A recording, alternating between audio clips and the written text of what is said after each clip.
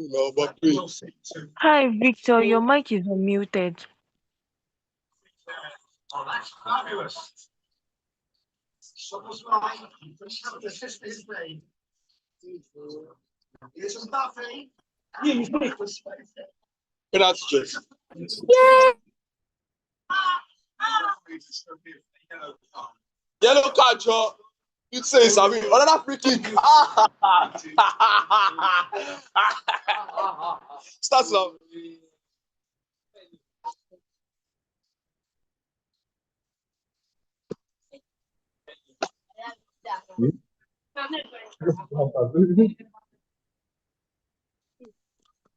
Am I the one talking? How much you said? Let's go.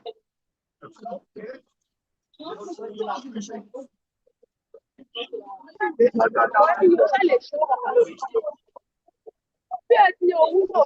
why they jump, man? Please.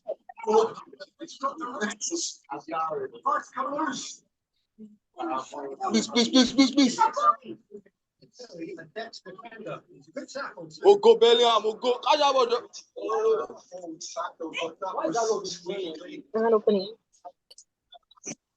Yeah, to my defense. Jesus. Hey, you got Fabio. Hey. Jesus.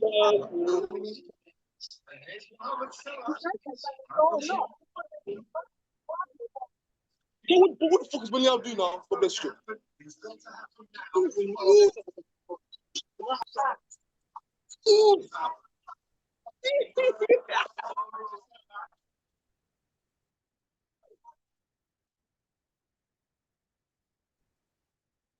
McAllister. That's positional going. Utilization space. No. God bless you. My God, my defense. Yeah.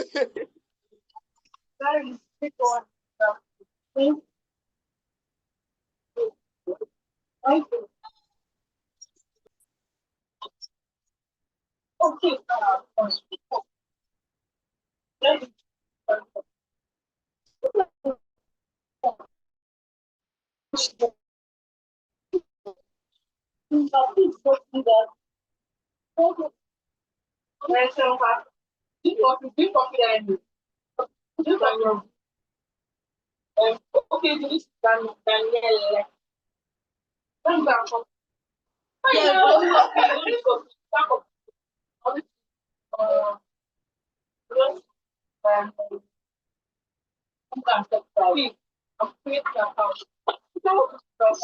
Yeah, I was probably the network because it just so the internet has been on and off.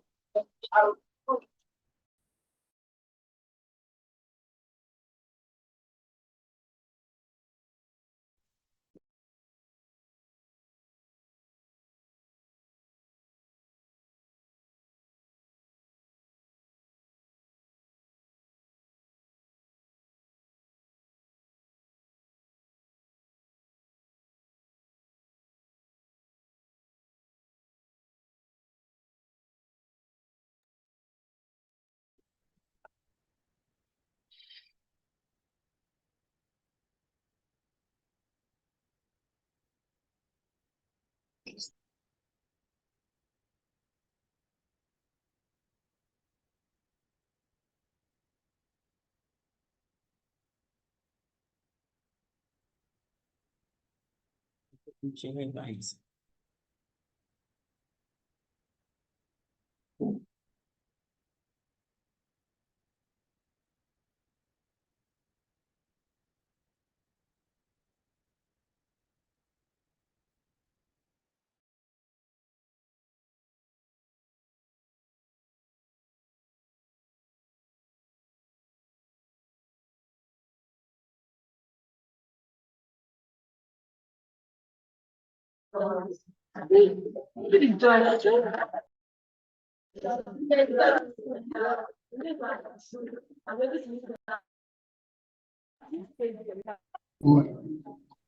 Hello, good afternoon, everyone. Mother boy. All right. How about Can you hear me, please? Mother boy, okay. We are my those two. I think Okay. my internet is. Just for sure. Okay, so please, who can remember where we?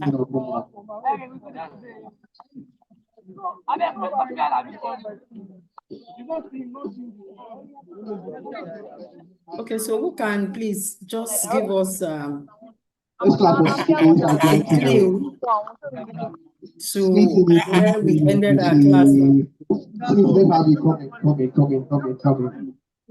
coming. The last guy. OT, please. Let's call him OT. Please let's give him a round of applause. That's our sport circle. Sabi dance. Let's give it up for.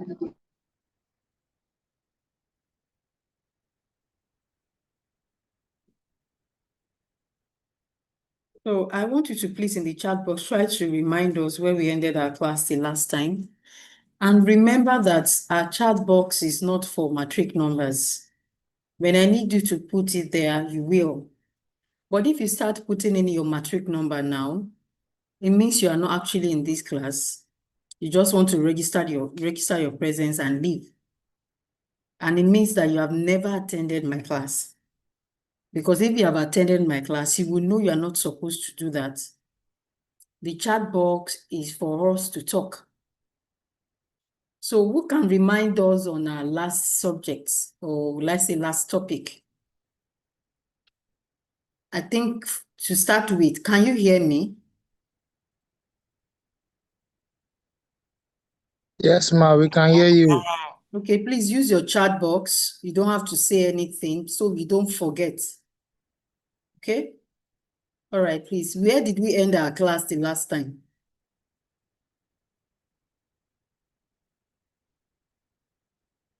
Yeah, thank you. I know now that you can hear me. So what was our last topic the last time?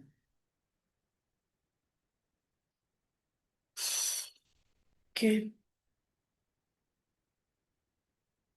So that means nobody remember our last topic. And these are one of the reasons why we take tests. Look what's So that on. we can remind you, make you remember where we ended our class. You're not able to do your life, guys. Go and use YouTube now. Don't use it. So do you see the reason why some people could not take this test last week? Look at some people have been interfering in our class. Obviously, they were just playing. When you don't take things seriously, there will be times that you need to be serious. And if you are not serious, it can actually affect you. Okay, thank you, Fatia. Thank you, Eberechi. Oh, okay. All right, thank you. We are actually at illegal contract, and we are specifically on contract in restraint of trade. So we can try to juggle us up, remind us on what we mean by restraint of trade. What is the general principle when we are talking about contract in restraint of trade? What is the general principle? What's the position of the law? Contract in restraint of trade. So what's the general principle? So those that have done ICANN, our lecturers here, who have actually been pushing us forward so far, this is the time for you to talk, please. What is the general principle when we are talking about restraint, contract and restraint of pay of trade?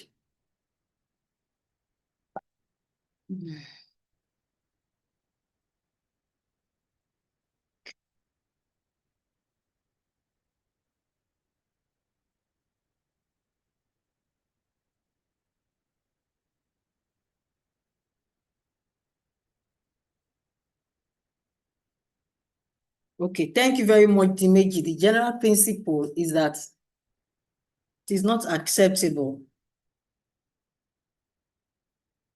Keep going.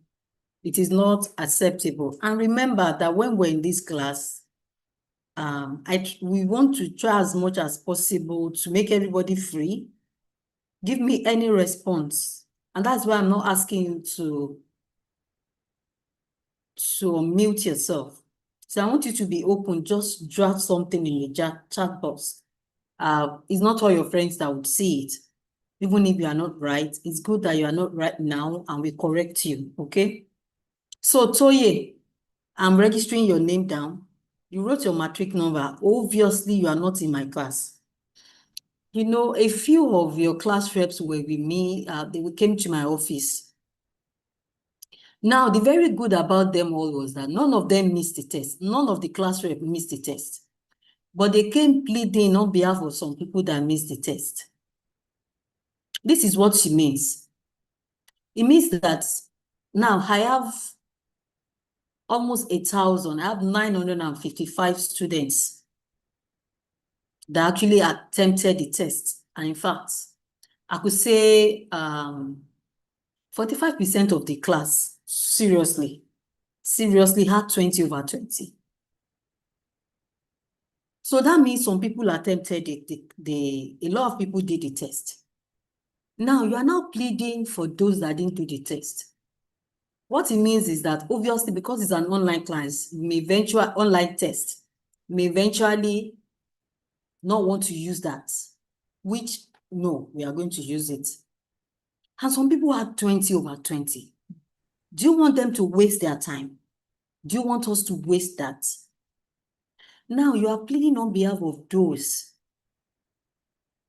that did not attempt the test and a few that had internet glitches. A few, I mean the ones that are serious. Now, our attendance, the highest attendance that we have for last week was 600. And it got to 600 around, I think 6:30. No, 5 or 5:30. And that's because some people had told everyone that there will be a test. Before, I've been having attendance of like 400. I mean, 300 on Zoom and like 100 or 120 on YouTube. Okay. Now, if I have such attendance, I'm just using the maximum attendance now. I have 600 people attended my class. Okay. But 955 students wrote the test.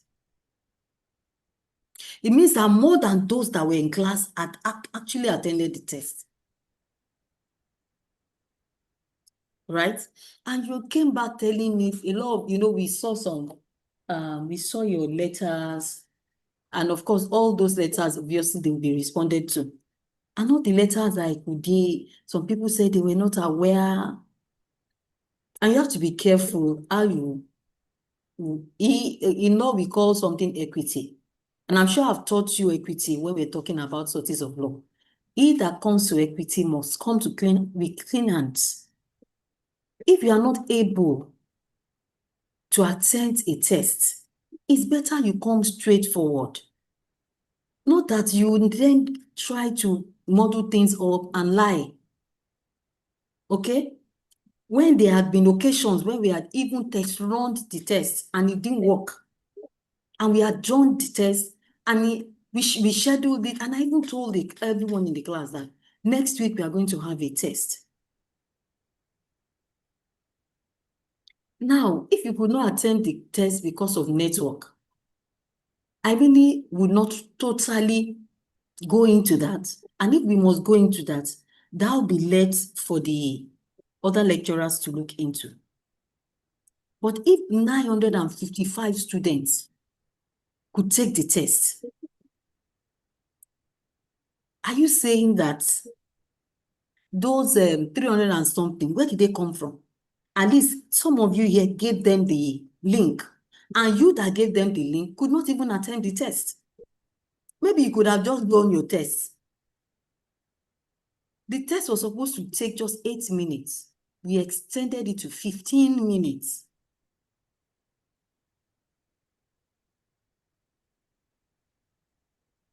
In as much as we want to be kind, we also have to follow rules and principles.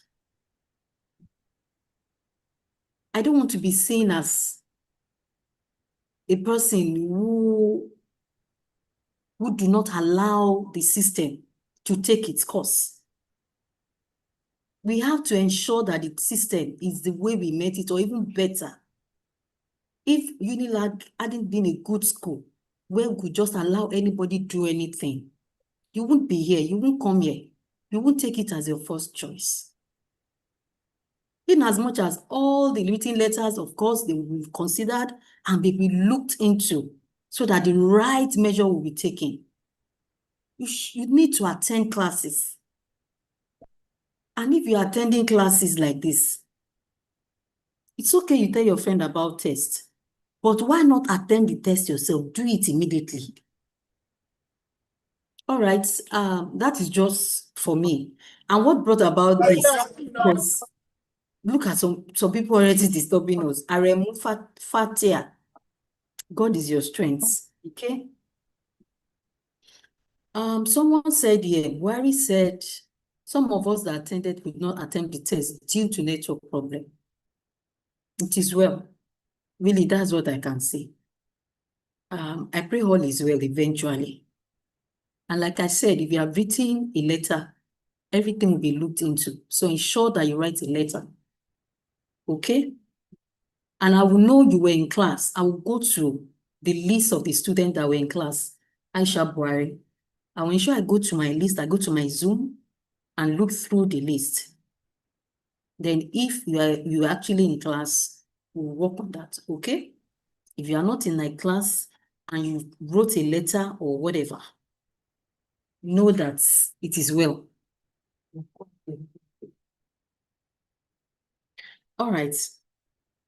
Can we go ahead? And I think I wanted to ask as well, what do you think the test was? Do you think the test was okay? Do you think it really capture all that we have done in class so far? Or that it didn't capture it at all? Or that it was more than expected?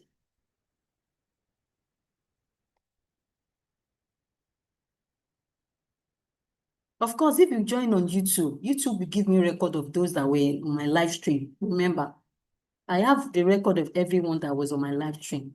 So I will cross-check, okay? All right. So let's keep going. All right. So I don't think the test was too harsh. It wasn't too much. Because there were a lot, except anyone cheats. If there's anyone cheats, if anyone had cheated, we got a lot of 20s, like 20 over 20. Yes, like 45% of the class of those that took the test had 20. So 20 over 20. If you had not cheated though, okay, because I only know myself. I'm sorry, I'm not accusing you of cheating. I'm just thinking that for you to have a 20 over 20, you have done well. And that means our class, we try our best. And I've taken too much in explaining contract to you. And I pray that it sticks. And the reason why we take a lot of times, we're supposed to take contract for 3 weeks. But the reason why we are taking this long in contract is because everything starts from contract. In fact, for law students, they take contract in year 2. That is to say that it's a bedrock. So if you are doing business law, if you are in management sciences, okay, law of contract is the bedrock of everything. So let's try to do something today. And I promise I won't take much of your time, okay? We'll just do it. We'll be smart with it and leave on time. Just that I don't know why I keep explaining and explaining and explaining. And I'll try my best not to do too much today. Okay. Okay. All right. So we actually had mentioned illegal contract last week. All right. We had commenced with illegal contracts. We talked about the effect of illegal contract. And we mentioned these three effects. We said a party can recover money or property which may have been transferred if it is not pari delicto, if it's not a part, all right, of the illegal contract.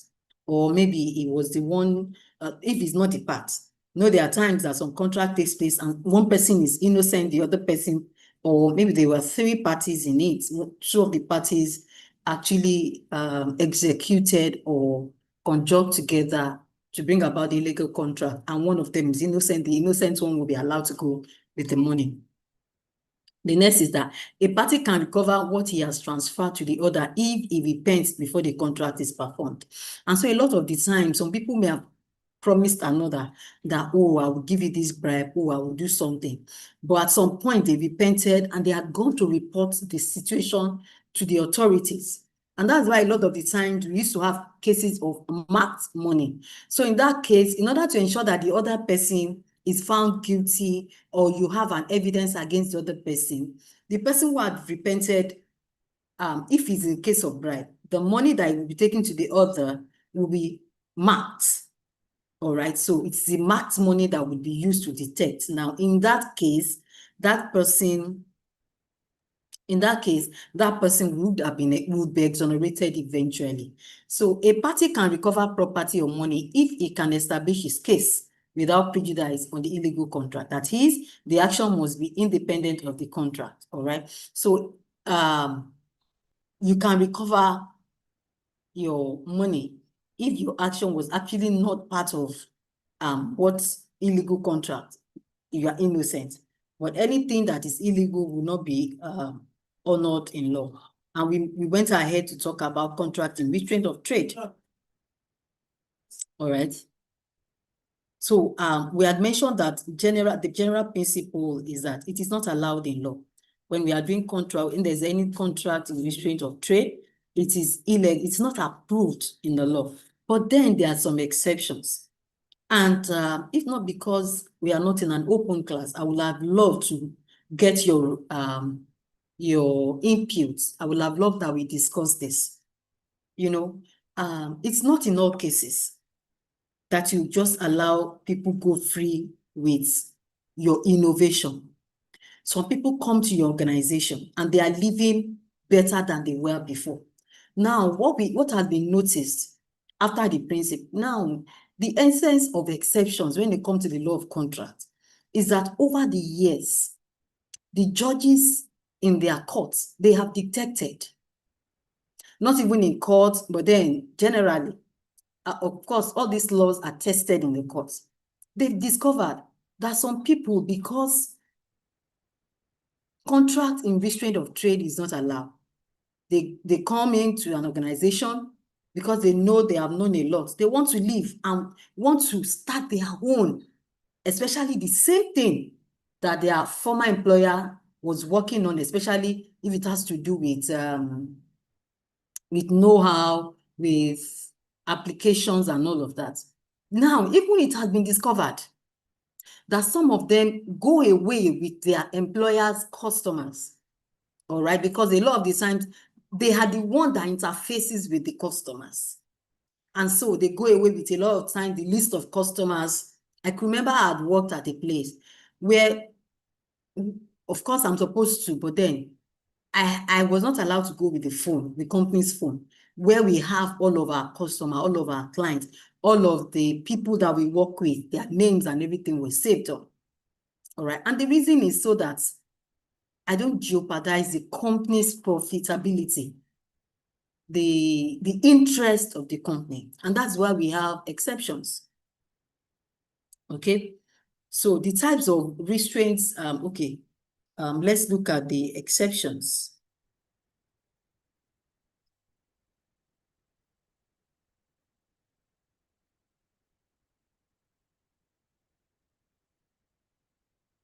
Okay, so let's look at A here, that restraints will be reasonable, which are exceptions, will be reasonable in this case where it seeks to protect some property or other legitimate interest of the party. And so I mentioned a communication company last time, any communication company, for example, MTN and all of that. Some of these this telecommunication, they do have some apps, how they generate the app.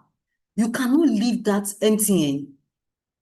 Now, some people, I think the idea is that you cannot leave and go and use whatever you have gained, whatever application, because it belongs to MTN. And so we have something in law we call non-disclosure agreements, and we have the law of confidentiality. You can see that under intellectual properties. And what it means invariably is that whatever you have gained, because that thing still make money for whatever telecommunication you have worked with before. So you cannot go away with their property. You cannot use it elsewhere. Now, and that's why a lot of the times when new companies are coming up, when they are starting, they like to go into companies that has been established, go for their managing directors, go for top officials there to employ them, try to offer them better money. Now, they know these people are coming with ideas, established ideas. Now, that may not be refused because that idea belongs to them. But anything that belongs to the company, that the company still uses, for example, the app.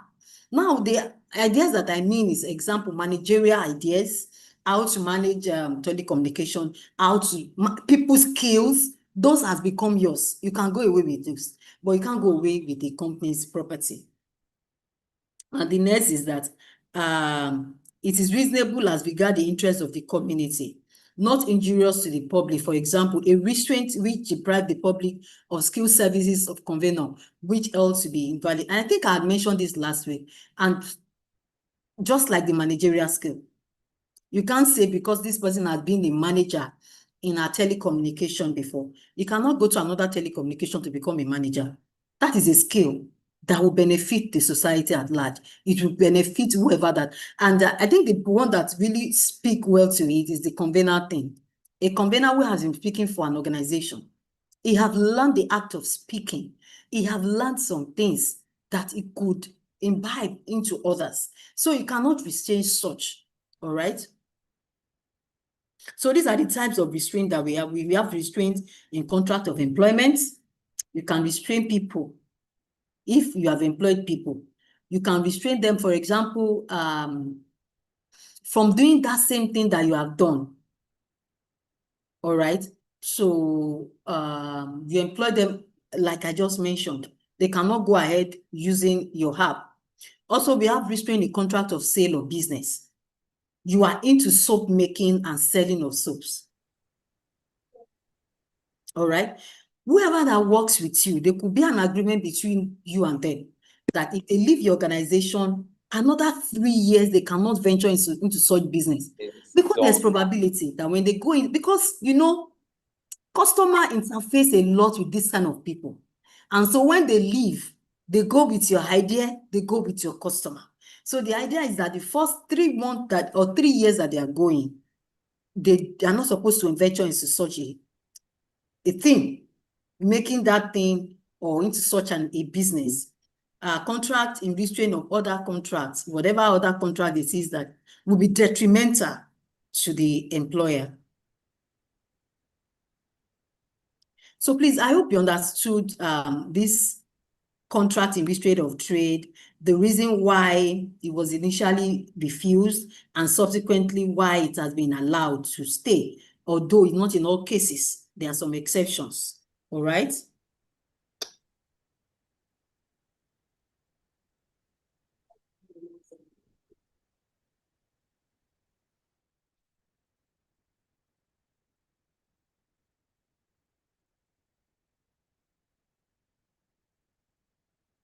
Someone said, what about non-compete agreements? You know, this non-compete agreement is just like the issue of soap that I just mentioned.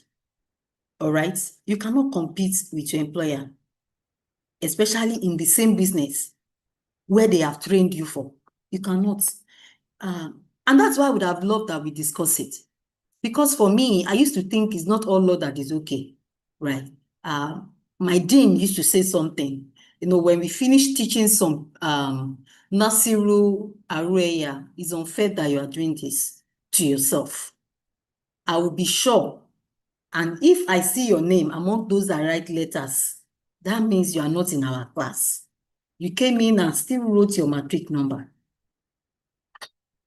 Okay, like I said, when my dean, Professor Sonny, whenever he teaches a principle, he gives it to the class and he asks them, what do you think about this law?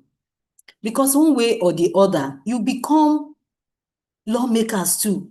At some point, making laws in your own contracts. Making laws, some of you would even end up being in National Assembly. You may eventually become the owner of your companies, making law for your company. So we need to start training you, not just as absorbing anything that comes to you. Even if this thing has been researched, it doesn't mean that we can't have your own opinion.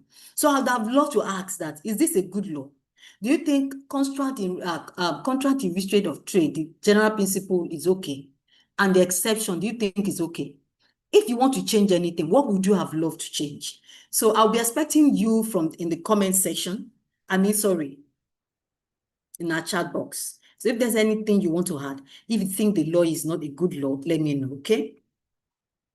So then let's quickly go to discharge of contract. What is discharge of contract?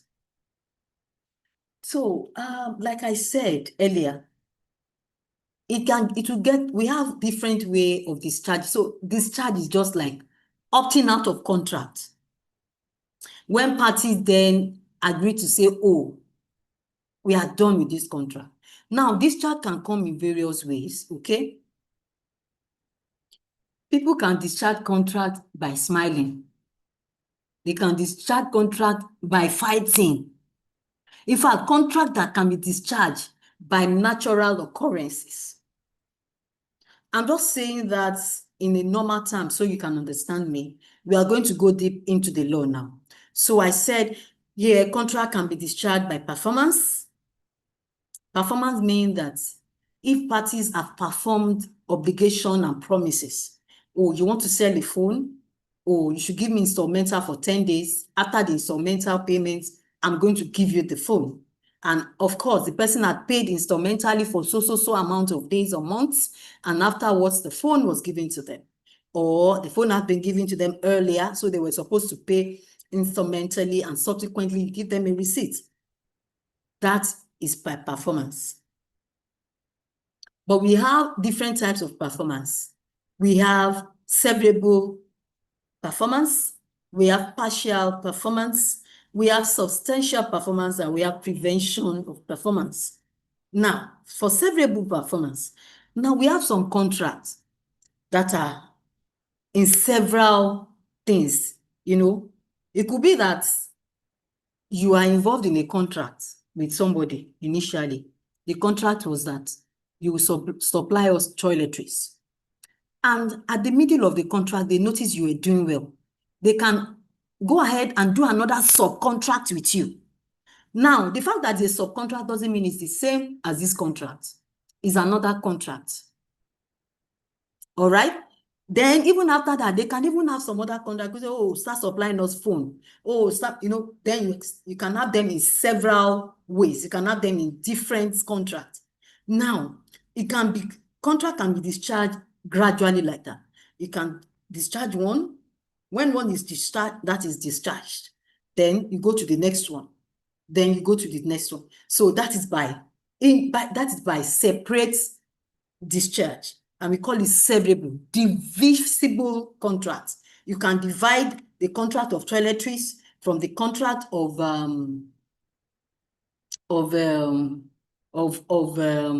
buying of electronics.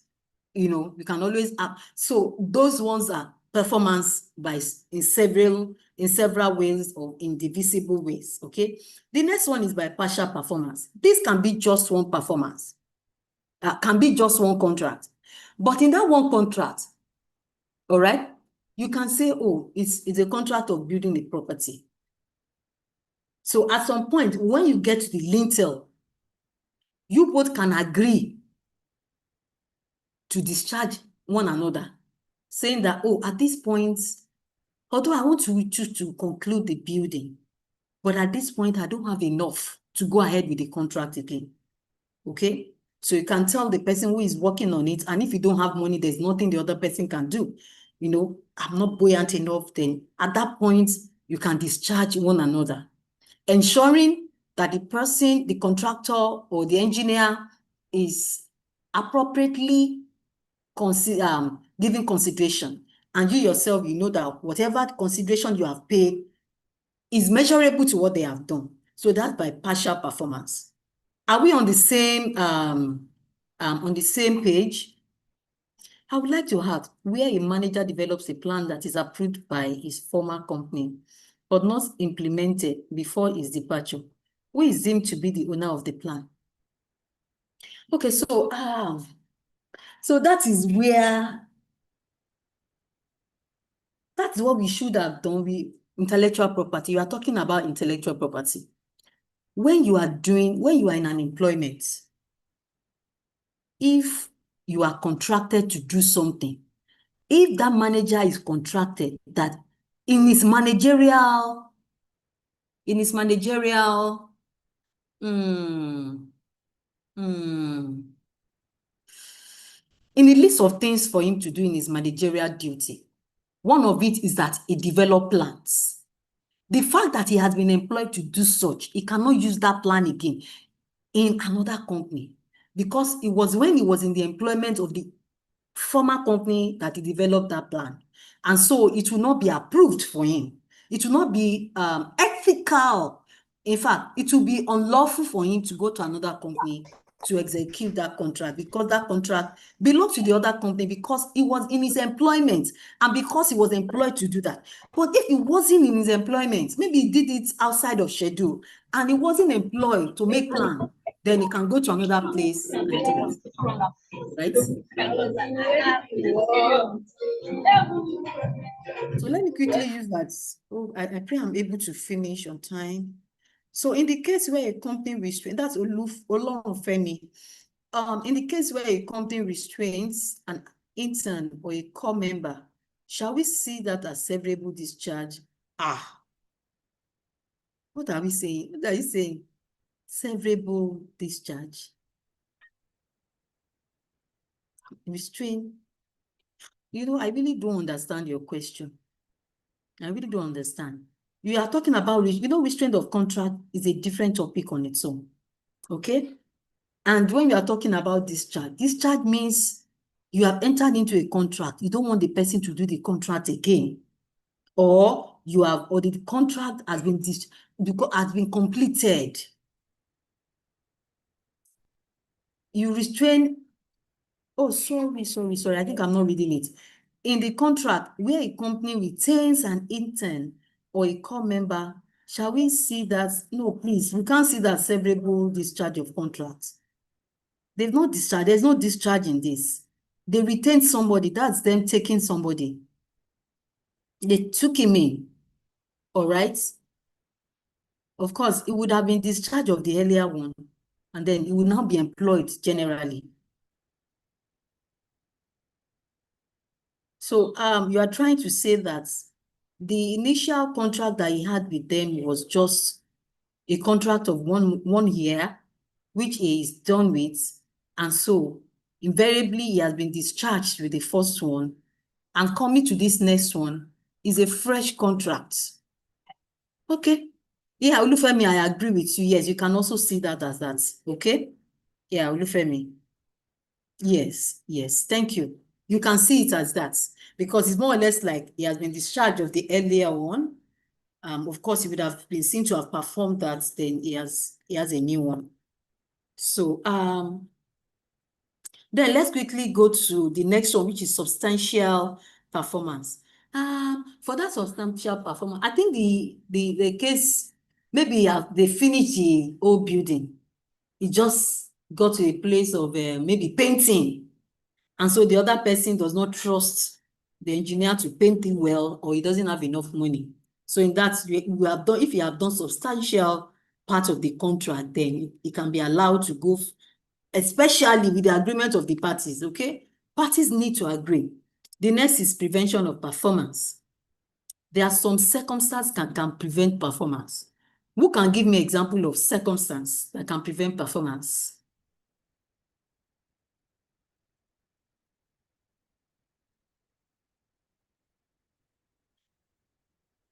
Someone said, where NDA is still applicable. I'm going to answer your question, okay? Where an employee was sacked. I've written it down, don't worry, I will answer it. Employee was sacked. Sacked. And someone said, thank you, you are doing natural disaster, God bless you. You are doing so well. So in such, there can be a lot of things that can prevent performance.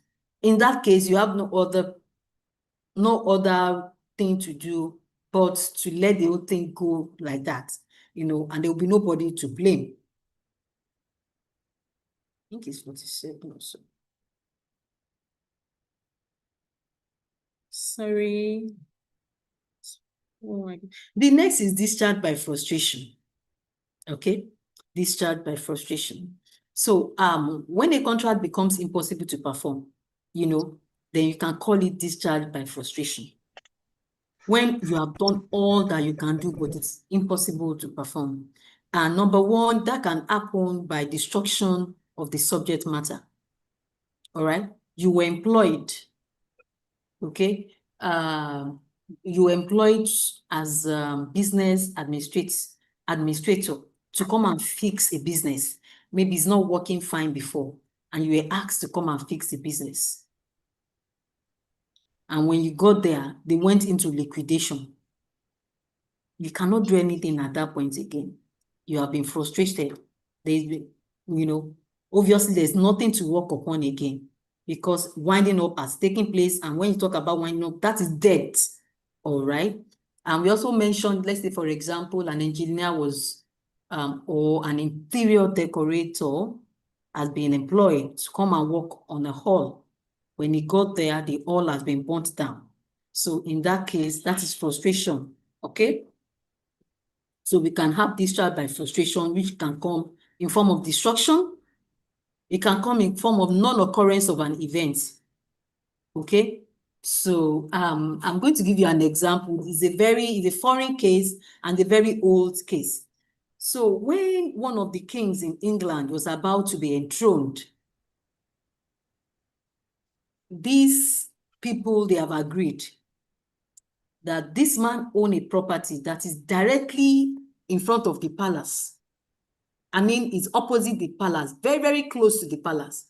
And because the coronation and everything, especially you see people going in and trooping out you can see it by his window. So a group of friends, they have agreed, they paid the guy that, oh, don't worry, please, we like to sit on your balcony when this thing is taking place. So they are paid in. But on the day that the coronation was supposed to take place, it didn't take place maybe because of the death of the king or something happened in England or somewhere there and they couldn't take place. Now, they cannot go back and ask for their money. They can if the guy is open to, if he hadn't used the money.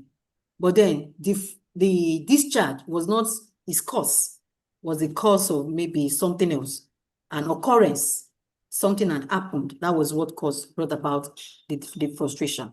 The next is a charge in law, where there is a lawful, for example, please, I want to be as close as management sciences as possible. So I'm going too much into engineering because we taught them contract last semester. So let me try to be as close to you as possible. So let's say, for example, you were asked, okay, so being in insurance department, you were asked to come in as an expert, to come and see into what they are doing, give them advice and all of that, especially on a contract that has taken place. But unknowingly to you, and by the time you got there, the contract that you're supposed to go and analyze, it may have been that the insurance company had entered into another contract with a big company to insure them, or that it could be a mini contract. But on getting there, that contract was ultra vires. What did we say ultra vires is? What did we say ultra vires is? If that contract, for example, is ultra vires, is beyond the power of the company. Thank you, Akokota Ogale. Thank you very much. So in that case, there's a breach of law there. So the law will take charge. You may not be able to do anything again. There's no contract to work upon again to normalize, to bring your expert opinion, because the law, as whatever that has been done, is unlawful in the first place. So you cannot do anything. So that's also discharge by frustration. The next is personal incapacity, and that's where you mentioned deaths, illness, national service, and all of that. We also have government interference. For example, by next year, we start paying some form of tax. I know there are some people there, they are into tax. So from next year, the coming in of government, government policies can also affect the enforcement or the enforcement of a contract. So that can also bring about discharge. All right. So the next is outbreak of war or pandemic. I could remember, where were you all during the 2020 COVID-19 issue? Were you all in school? I don't think you were in school. At least 50% of you will still be in SS, I think SS3, right? Yeah. So remember that time, now GSK. Really? Yes, three. Is that not 2020? You guys Yes. are okay. I think it's okay. Because some people may be in GS3, Yes, three. but I think you are in 300 level already. Your education is so fast nowadays. Anyway, that's fine. That's a good one. That's very good. Bernard, you should not be in this school, Bernard. Bernard was in primary 6. Orelua in primary 4. Please, let's be serious now. Orelua, I'll fish you out and I'll let the authority know you should not be in this school. Okay? Please, let's be serious, okay? Anyway, I was just saying that if you can remember during that time, we were not allowed to leave the house. And some people have been contracted to do some certain things. In fact, they have been paid. And so the frustration of the pandemic caused them not to execute what they have been paid to do. Now, we have some doctrines to be discharged by frustration. We have limitation, and one of it, and the limitation is that a court that is faced with this kind of question, whether or not frustration exists, it has to consider, amongst other things, the term of the contract and the whole circumstances that have happened. You just don't take it hook, line, and sinker.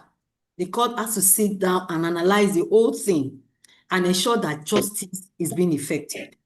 The idea of the reason why you are taking the law of contracts. Number one is one of it is that we want justice. We want fairness in our business environment. And so that's why you need to know what the law is saying so that you can be fair and you will know when you are being cheated and quickly sought for remedy. All right. So the essence of all of this is that not just go to court that, this thing is being frustrated. You have to come with evidences. And the court will also ensure that at the end of it all, you just don't, whoever that, who benefited from it, will not just go with the whole thing. All right. The court will try as much as possible, especially using the law of equity, to ensure that some people is able to go with, to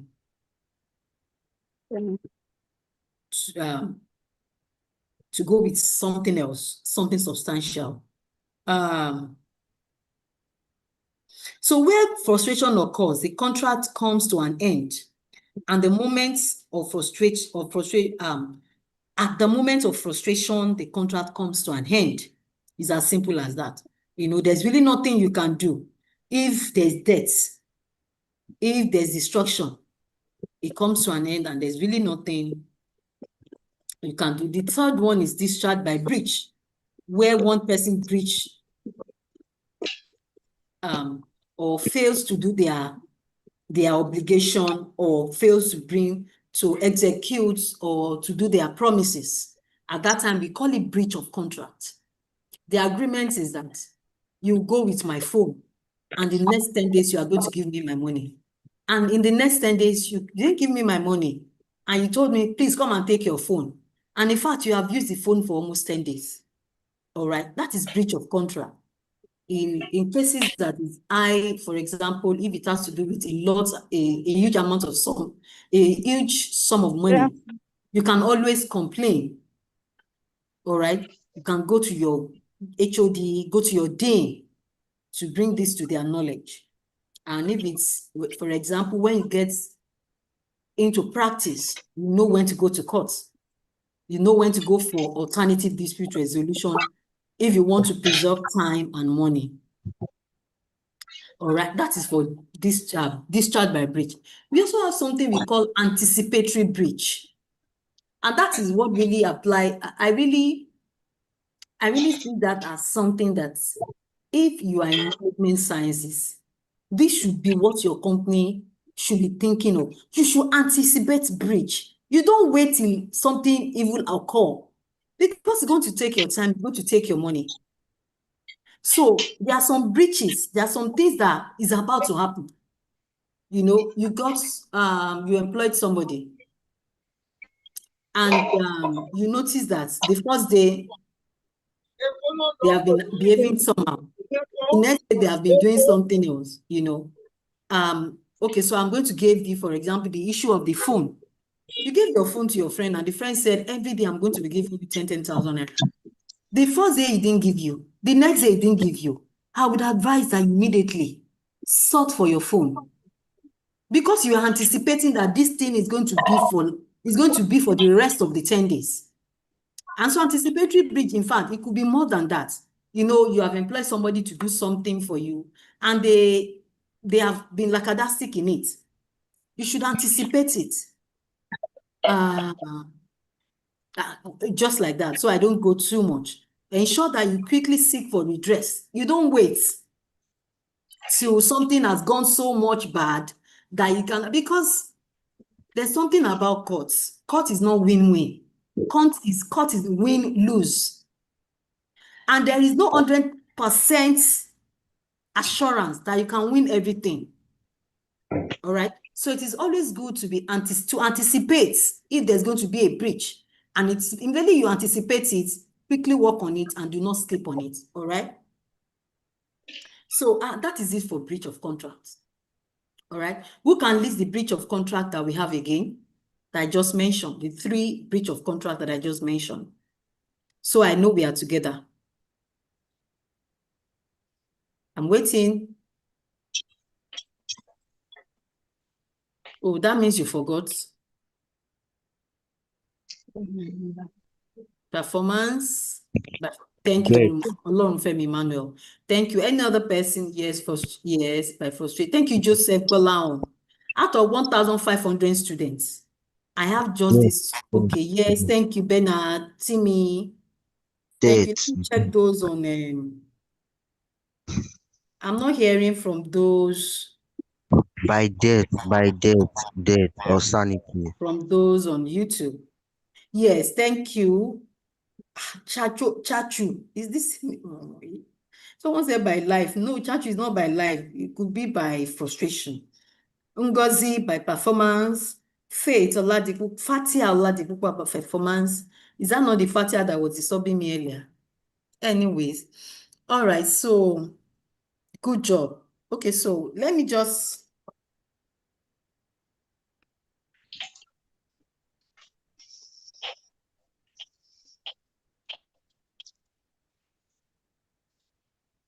So let me try to report yourself to you. I want to report you to yourself. I mean, every student.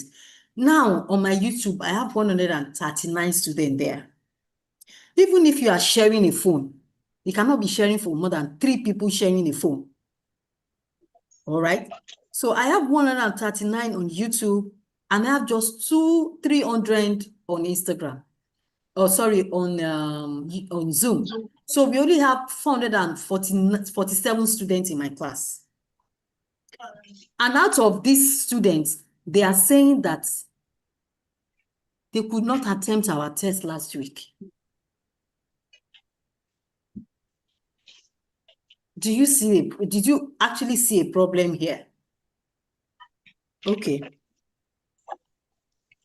All right. It's going to be well. So let's quickly walk on and let's talk on remedies for breach of contract.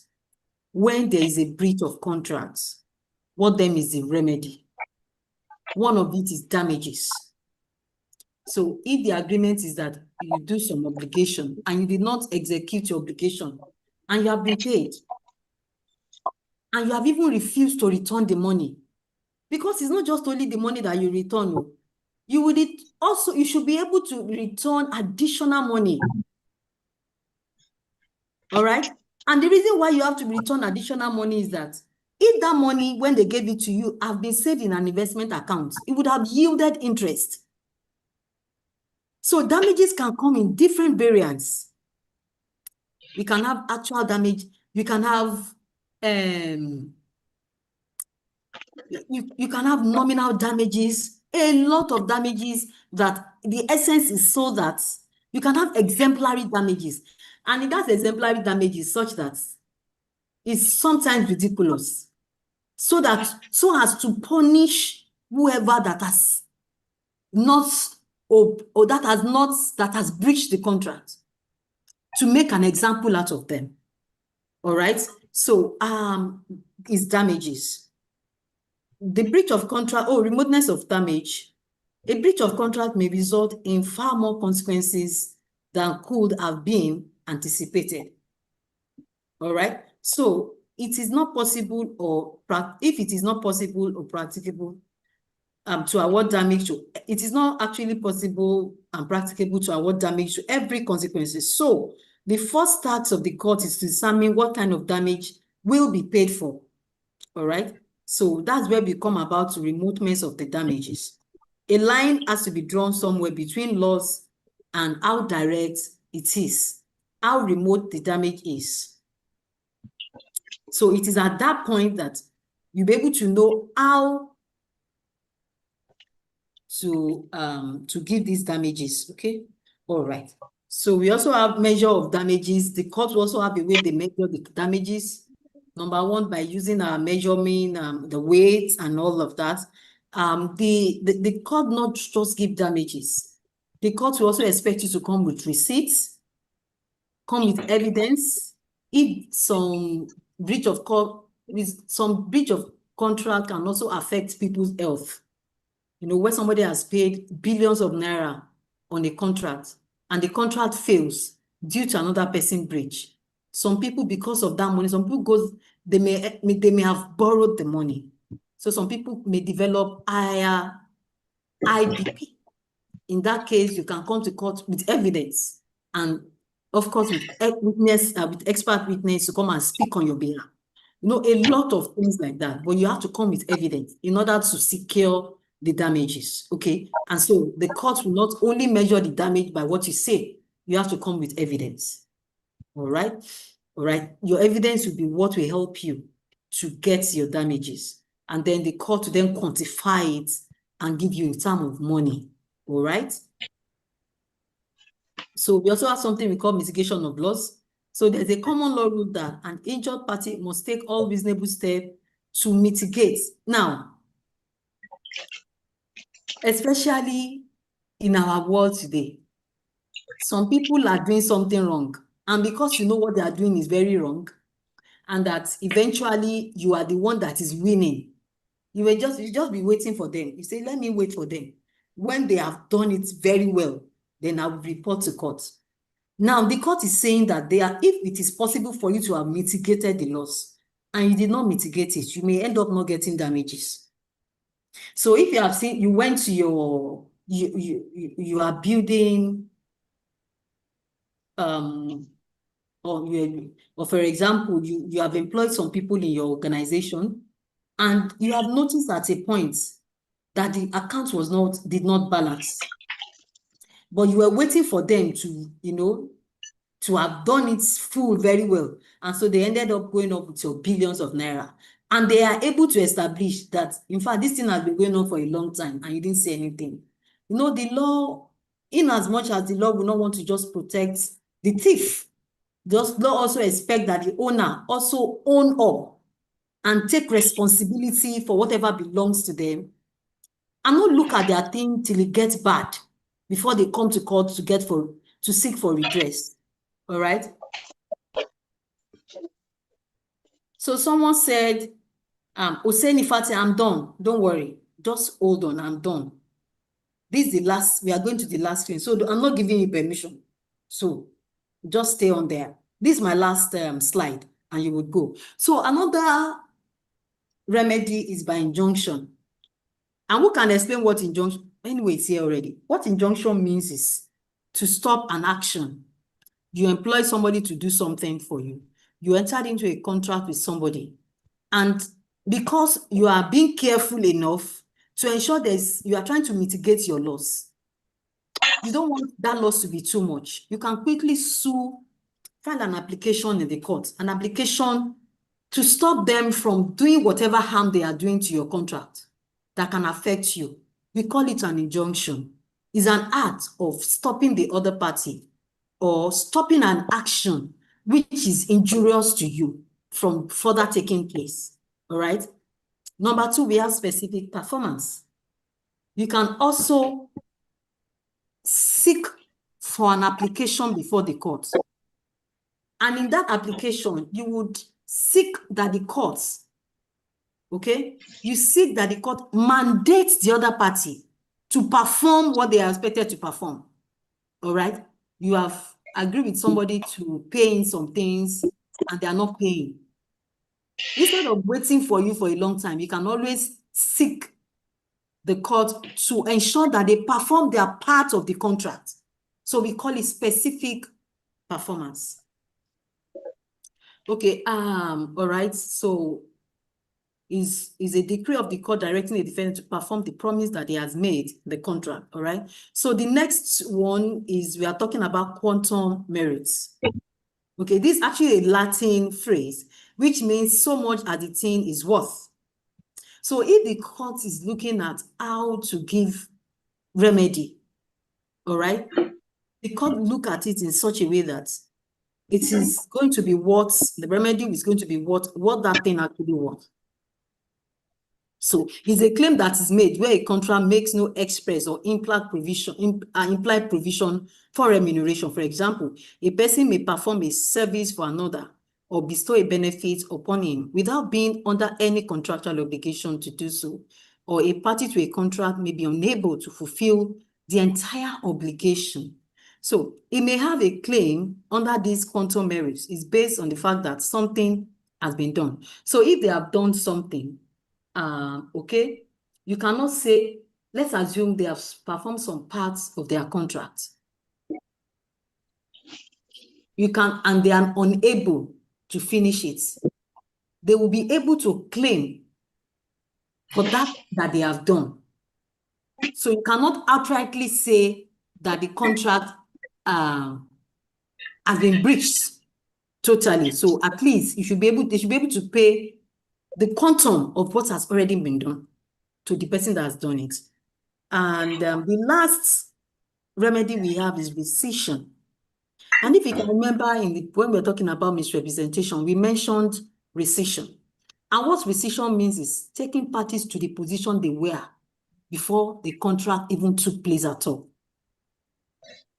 So if there's a breach of contract, what the court can do, another thing that the court can do to remedy the situation is, say, for example, a party has paid 20 naira to the other party. The court would...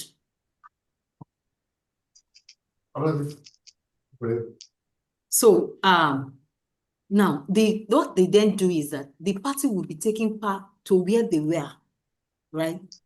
Assuming the contract did not take place in the first place. The money will be paid back. But then, I don't know what you're thinking. Can the time be paid back? Yes. If he can prove what he should have been using its time for, but that he used it for that contract at that time, which was breached, then it can be paid for. The idea for rescission, for example, is for party to be taken back to the position they were. And if you can remember when we mentioned misrepresentation, when we're talking about rescission, innocent misrepresentation, we mentioned about, I think I talked about perishable item. Now, the idea of rescission is that the money will be paid back to the customer that have paid for the perishable item. And it's only the money that they have paid that will be paid back in rescission. Rescission is under, we have it under common law and we have it under equity as well. So what rescission does is just to pay back what has been, not including the time or whatever, but then the amount that was paid. So it's like taking the party back to where they have, them rescinding the contract, saying we are not going ahead with this contract again. That takes us to the end of class. Okay, let me quickly, can rescission be seen as indemnity? So rescission is different from indemnity, okay? Rescission is taking party back to where they were before the contract. Indemnity is paying back what they have paid. Okay? Indemnify is different from rescission. All right?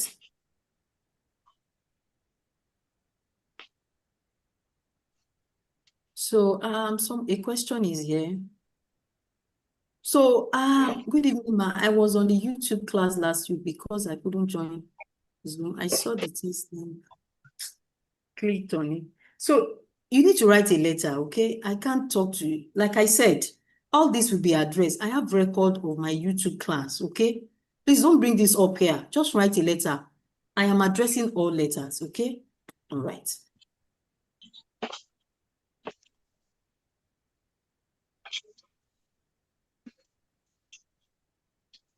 Okay. Yes, thank you. Somebody try. Who's this person? Yes, you are right. Femi Emmanuel, you are right. I like what you just said. Yeah, that's fine. It's completely as rescission is applicable to fraud. Yeah, innocent is applicable to fraudulent misrepresentation and negligent misrepresentation. But innocent misrepresentation is also applicable to innocent misrepresentation. But then it's only in innocent misrepresentation that we can have indemnity. The others are damages. Okay, so someone asked a question about an employee being sacked. Oh, I'm trying my best. But then there was a letter, there was an NDA, non-disclosure agreement. Remember that the non-disclosure agreement is a separate contract from his employment contracts. All right. So the NDA, non-disclosure agreement, is still there. You cannot, except if the other party has breached their own part. But then NDA is quite different from the contract of employment, okay? All right, so thank you very much. This will take us to the end of the class. Okay, so now,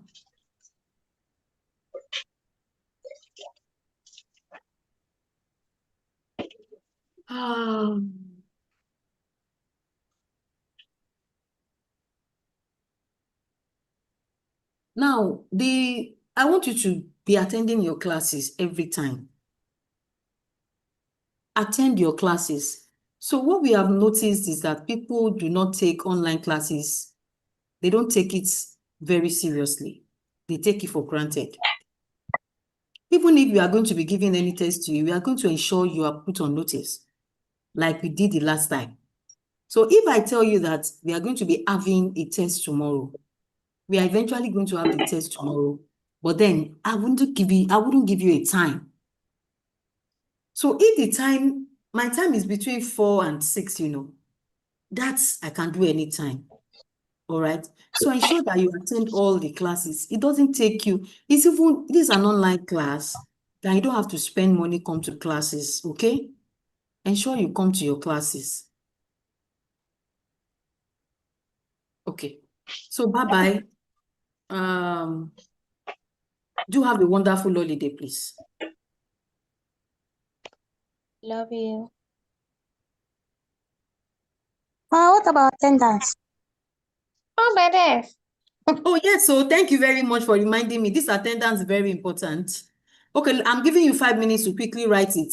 Now, you'll be surprised that I'm going to get more than 1,000 people filling for the attendance. Don't know now. So let's quickly do that immediately. Thank you for reminding me. I'm waiting.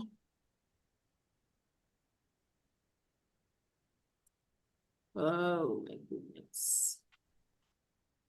There is any time for us to start with them. Stop talking now. Is that Amarachi? It's okay. Just mute yourself.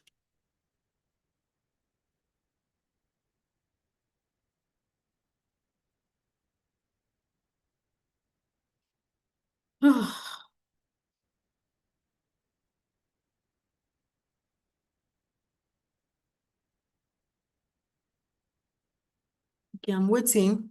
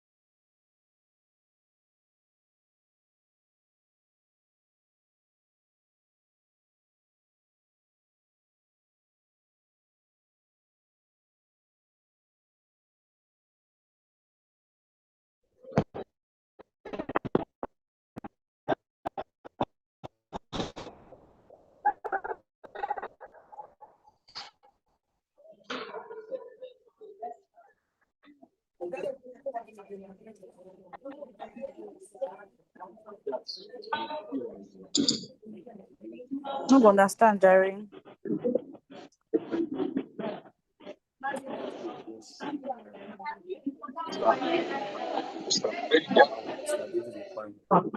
Have you seen that? Where you get back up? Don't see your life now. How many backup you give me? Apart from business and social media. Where we say your business don't stand for your rating. You sound like this girl here. You know that the culture of nuisance. Prayer science here. You know for this management science already. Class don't end. All right. I'll go.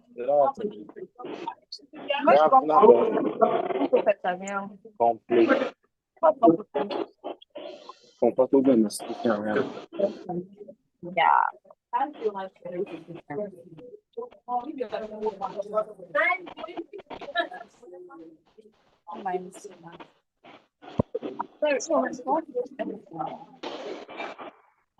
What is it? Hey, no, what is it?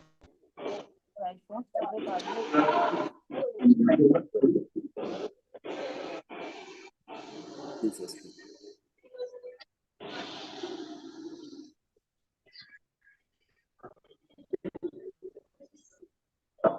For you.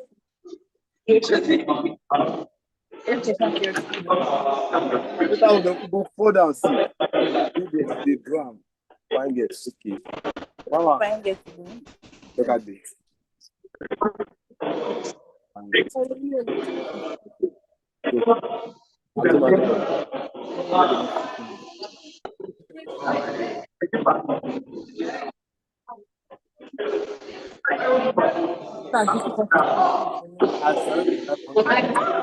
They find you. Yeah, I can find him.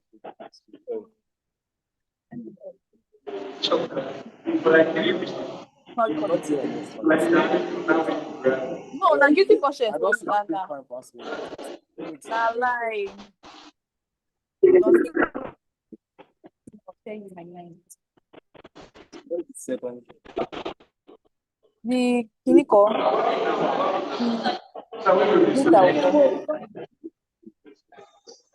want to cover your paper.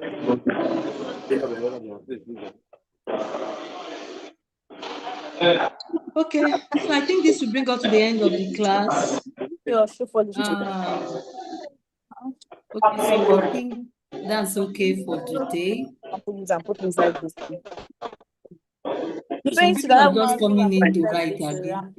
one time I God be good work. God can see you. God is I'm seeing paying you for a total that time. I don't know if I from his heavenly throne. don't remember even. You need to conclude yourself and yours. I'm not seeing people on the You and yours. You only think of you, yourself, and yours. I like. what of your those on I know you now. YouTube. Are you sure you're writing your matric number? Please. Are you sure you are putting in your matric number? Why you talk like that? Yeah.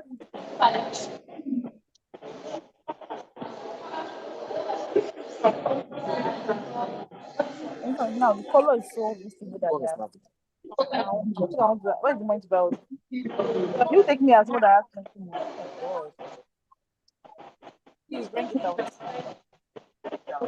Please don't give away my life, doctor.